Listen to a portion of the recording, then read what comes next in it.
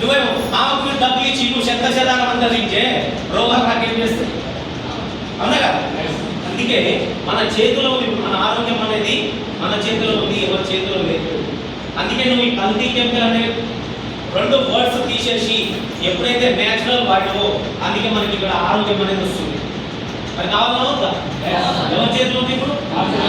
Doctor చేతిలో లేదు, నా చేతిలో ఉంది. ఎవరి కాలకు నా చేతిలో ఉన్న అనుకొని ఆ కల్తీ కెమికల్ కట్ చేసి ప్రొడక్ట్ వాడుకుంటే ఆరోగ్యం వస్తుంది. మరి ఆరోగ్యమే కావాలన్నా పైసలు కావాలి. ఇక్కడ కూర్చున్నాడు, ఇక్కడ కూర్చున్న పైసలు కావాలన్నా వద్దా? ఆరోగ్యం అనేది ఇంపార్టెంట్. First one. ఇప్పుడు మంచి ఆరోగ్యం ఉంది, చాలా మిల్లులు ఉన్నాయి. ఇక అమ్మాలైనా 5 గుంటల బస్సు అనామకు మోసుకోపోతాడు. మరి నైట్ బిర్యానీ తిందామంటే డబ్బులు ఉన్నాయా? మరి ఇంటికి పోయిన పిల్లలు అడుగుతారా కదా, పక్క వాళ్ళని చూసి అడుగుతారా కదా. పుట్టినరోజు వస్తే వాన్ పుట్టినరోజు ఒత్తిడి చేసి ఈ పుట్టినరోజు నాడు పుట్టినరోజు నాడు బైక్ కొట్టించిండు, చిన్నపిల్లాడితో సైకిల్ కొట్టించిండు అని చెప్తారు. మరి ఇలా కొనిస్తాడా? కొనియలేడు. అంటే మరి పిల్లల మీద ప్రేమ లేకనా, డబ్బు లేకనా? డబ్బు లేక. మరి డబ్బు సంపాదన ఎంతమందికి ఉంది? అందరికి 2 చేతులు ఎత్తారు మనం తెలియదు. Super, okay. మరి ఇదే ఆలోచనతో ఉన్నావు కదా, మరి వాళ్ళు ఎంత సంపాదిస్తున్నావు? నెలకి ఎంత సంపాదిస్తున్నావు? కూర్చున్నావు 10,000 20,000.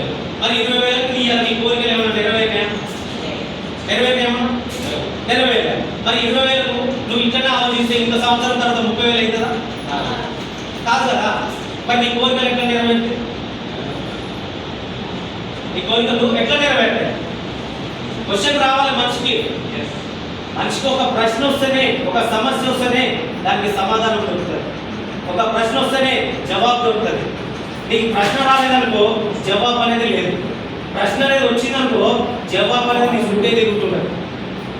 ఇక ప్రశ్న వచ్చినప్పుడు దానికి నీకు సమస్య పరిష్కారం దొరుకుతుంది. దొరుకుతుందా? దొరకదు. అందరూ సమస్యలు వచ్చిన కొట్టుకోను, తిట్టుకోను, పంచాయతీ పెట్టుకోను, పక్కింట్లో పంచాయతీ పెట్టుకున్నావు కదా లాస్ట్. మరి పంచాయతీ పెట్టుకున్నాం లేదు, తిట్టింది అట్లా తిట్టి ఒక సమస్య ఉందని పక్కల కాడికి పోయి అడుగుతున్నామా లేదా? అడుగుతున్నామా లేదా? ఆయన సలహా ఇస్తుందా లేదా? వస్తే మన సమస్యని పరిష్కరించుకుంటున్నాం. ఎస్ఆర్?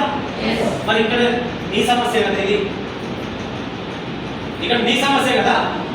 మరి నీ సమస్య పరిష్కారం వెతుకుతున్నావు, ఎప్పుడు వెతుకుతున్నావు? మరి డబ్బు కావాలంటే బొచ్చడు కావాలి సార్ అంటే, ఎంత కావాలంటే ఇంత అయింది. మరి దాని వరకు ఏడ వెతుకుతున్నావు?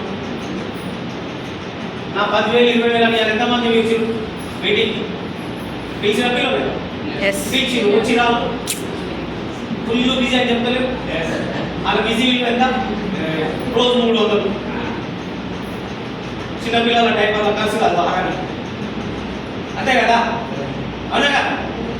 నీకు ఆలోచన చేయండి ఒకసారి. నా లైఫ్ నేను ఇట్లనే ఉంటే ఒక 5 సంవత్సరాల తర్వాత నా లైఫ్ ఎట్లుంటుంది, ఒక 10 సంవత్సరాల తర్వాత నా లైఫ్ ఎట్లుంటుంది? అట్నే ఉంటుంది.